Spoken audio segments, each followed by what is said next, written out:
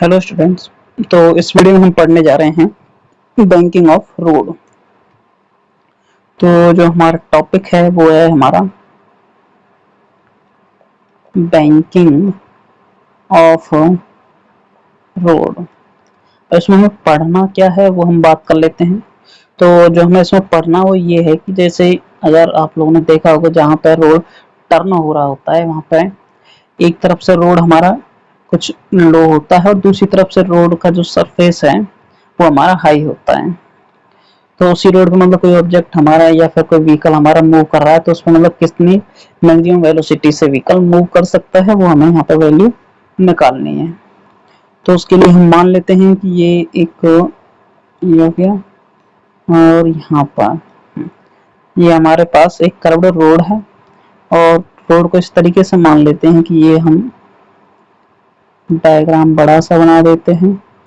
यहाँ पर जो एंगल काम कर रहा है ये हमारा थीटा हो गया और यहाँ पर कोई गाड़ी है और ठीक है। तो ये हमारी कोई भी मतलब व्हीकल वगैरह मान लिया हमने। अब इस पर जो ग्रेविटी काम करेगी वो हमारी एम जी नीचे की तरफ काम करेगी। ठीक है, इतना आपकी समझ में आता है। और जो नॉर्मल रिएक्शन है वो हमारी ऊपर की तरफ काम करेगी, ये भी समझ में आता है। अगर हम नॉर्मल रिएक्शन को दो भागों में डिवाइड करते हैं, ठीक है, तो इस लाइन को मैं बड़ा कर देता हूँ। तो जो ये वाला एंगल होगा ऊपर वाला ये हो जाएगा थीटा, ऊपर की तरफ आर का हो जाएगा आर कॉस थीटा और इस डायरेक्शन में मतलब रेड लाइन के लॉन्ग हो जाएगा आर साइन थीटा। और जो इसमें फ्रिक्शन फोर्स है ये हमारा काम करता है इस डायरेक्शन में।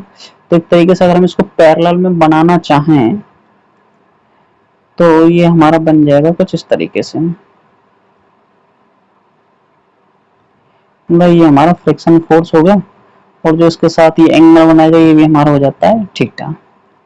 अब जब ये एंगल हमारा थीटा हो गया, अब इसको हम दो भागों में ब्रेक कर देते हैं। तो जो हमारा आर साइन थीटा वाला कंपोनेंट है इसके अलॉन्ग हो जाता है हमारा एफ कॉस थीटा और जो एम जी वाला है उसके अलॉन्ग हो जाता है हमारा एफ साइन थीटा वाला कंपोनेंट। ठीक है, तो ये बन गई हमारी इक्वेशंस। अब इन इक्वेशंस का यूज करना है हमें, इसके अलावा और कोई इक्वेशन हम यूज नहीं करने वाले हैं। जो हमने इतना हमें फोर्स को रिजॉल्व करना था वो हमने कर दिया। तो जो इक्वेशन बनेगी, जो हमारा आर कॉस थीटा है उसकी वैल्यू इक्वल हो जाएगी F sine theta plus M G के। ये इक्वेशन नंबर 1 है। तो ये बात तो आप बता सकते हो कि जो इक्वेशन 1 है वो सही है, क्योंकि जो अपवर्ड फोर्स है आर साइन थीटा वो डाउनवर्ड मतलब एफ साइन थीटा और एम जी के इक्वल हो जाएगा। इसके बाद जो हमारा आर साइन थीटा है और एफ कॉस थीटा है, इससे जो हमारी कार होगी या फिर जो भी कोई व्हीकल है उसको सेंट्रीपिटल एक्सीलरेशन या फिर सेंट्रीपिटल फोर्स प्रोवाइड कराया जाएगा। तो इसका मतलब वो हो जाएगी M V square over R. M उसका मास हो जाएगा व्हीकल का। और इसके बाद आप लोगों को पता है F is equal to mu R मैं लिख सकता हूँ।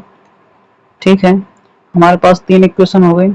अब करना क्या, मुझे तीनों को सॉल्व करना और v की वैल्यू निकालनी है। इस तरीके से जो उसमें जो फाइनल इक्वेशन मुझे मिलेगी उसमें r और f दोनों में से कोई भी नहीं होगा। तो चलिए स्टार्ट करते हैं। अगर हम फर्स्ट इक्वेशन को यूज कर लूँ, मतलब अगर मैं यहाँ से लिखना चाहूँ तो मैं लिख सकता हूँ r cos theta is equal to mu r sin theta plus M G.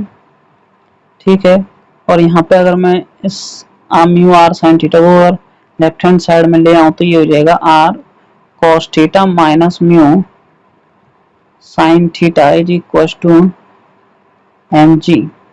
ठीक है, ये हमारा हो जाता है इक्वेशन नंबर 1 जो हमने दोबारा से उसे मॉडिफाइड किया। तो मैं इसे इक्वेशन नंबर 4 मान लेता हूँ और बात करते हैं फिर हम इक्वेशन नंबर सेकंड की, जो की है हमारी आर साइन थीटा और एफ का है उसमें cos component is equal to है M V square over R. अगर मैं यहाँ पर लिखना चाहूँ तो ये हो जाएगी साइन थीटा प्लस एफ की जगह mu R cos theta is equal to M V square divided by R. तो यहाँ से आर कॉमन निकाल लेता हूँ तो ये हो जाएगी sine theta plus mu cos theta is equal to M V square over R, ये हो जाएगी इक्वेशन नंबर 5। तो जो 4 वाली आई थी उसको मैं एक बार लिख देता हूं। तो जो 4 में आई थी हमारी वो थी हमारी R cos theta minus mu sine theta is equal to था हमारा एम जी। ठीक है, अब मुझे करना क्या, जो इक्वेशन नंबर 5 आई थी डेट इज सॉरी 4 आई थी और जो हमारी 5 है, इन दोनों को आपस में कर दूं डिवाइड, क्योंकि आर की वैल्यू तो मुझे कैंसिल करनी है, अभी इनमें बस केवल आर बचा है और आर भी मुझे हटाना है। तो उसके लिए मैं क्या करता हूँ कि मैं कर देता हूँ equation number 5 divided by equation number 4। तो ये हो जाएगा R sine theta plus mu cos theta divided by R cos theta minus mu sine theta is equals to M G. नहीं होगा, इसमें कुछ और भी आएगा। तो ये हो जाएगा हमारा वी स्क्वायर ओवर आर, जी ऊपर एम है और एक एम नीचे है। ठीक है, अब काटने पीटने का काम करें तो आर से आर कैंसिल, एम से एम कैंसिल। ठीक है, इतना हो गया। अगर मैं इस इक्वेशन को अब लिखना चाहूं तो मैं इसको लिख सकता हूं V square over R G G equal to, जो इक्वेशन आई थी मेरे पास वो है sine theta plus mu cos theta, और जो डिवाइड में है वो है मेरी cos theta minus mu sine theta. अब मुझे यहाँ पे क्या करना है, या फिर मैं मतलब क्या करता हूँ यहाँ पे, जो हमारा कॉस है कॉस थीटा को मैं कॉमन लेके डिवाइड कर देता हूँ राइट साइड में दोनों तरफ, या फिर दोनों तरफ से कॉमन निकाल लेता हूँ। कॉमन निकालूंगा तो ये हो जाएगी मेरी value ten theta plus mu, और नीचे हो जाएगी मेरी 1 माइनस म्यू टेन थीटा। तो हुआ कैसे है, यहाँ पे जो ये राइट साइड वाली जो इक्वेशन है इसमें मैंने दो ऊपर नीचे cos थीटा से या तो डिवाइड कर दो या फिर cos थीटा आप कॉमन ले लो तो आपको इक्वेशन मिल जाएगी। अब यहाँ से अगर मैं लिखना चाहूँ तो जो v की वैल्यू होगी वो हो जाएगी are G tan theta plus mu divided by 1 minus mu tan theta, और मैं अगर यहाँ पे इस पे स्क्वायर रूट चढ़ाना चाहूँ तो ये हो जाएगी पावर 1/2, और पावर 1/2 का मतलब स्क्वायर रूट ही होता है, ये आप लोगों को पता ही होगा। तो जो हमारी ये वैल्यू निकल के आई है v बराबर आर जी, और साथ में ten theta plus mu divided by 1 minus mu tan theta और इसका पूरे का स्क्वायर रूट, ये होती है हमारी मैक्सिमम परमिसेबल वेलोसिटी। मतलब इतनी हमें पॉसिबल है, कितनी ज़्यादा स्पीड से हम मूव कर सकते हैं। अगर इससे ज़्यादा करेंगे तो हमें डैमेज उठाना पड़ेगा, जो हमारा व्हीकल है उसमें डैमेज आ जाएगा। ठीक है, अब इसके बाद ये तो हमारा सिंपल हो गया। अभी इसी क्वेश्चन को अगर मैं फर्दर यूज करना चाहूँ, फर्दर अगर इसका इंटरप्रिटेशन करूँ तो जो हमारी क्वेश्चन आई थी वो थी भाई हमारी आर जी, तो मैं इसे लिख देता हूँ V square R G tan theta plus mu S 1 minus mu tan theta. ठीक है, अगर मान लेते हैं कि हमारी थीटा की वैल्यू 0 हो जाए, इसका मतलब ये है कि जो हमारा सरफेस है वो हमारा कर्व तो है लेकिन इंक्लाइंड नहीं है, मतलब एक प्लेन है। तो उस केस में जो हमारी वी स्क्वायर की जो वैल्यू है वो हो जाएगी आर जी और म्यू एस, क्योंकि टेन थीटा की वैल्यू हमारी हो जाएगी 0। उस केस में हमारी जो वी स्क्वायर की वैल्यू है वो हो जाएगी R G into mu S. ये हो गई हमारी पहली कंडीशन।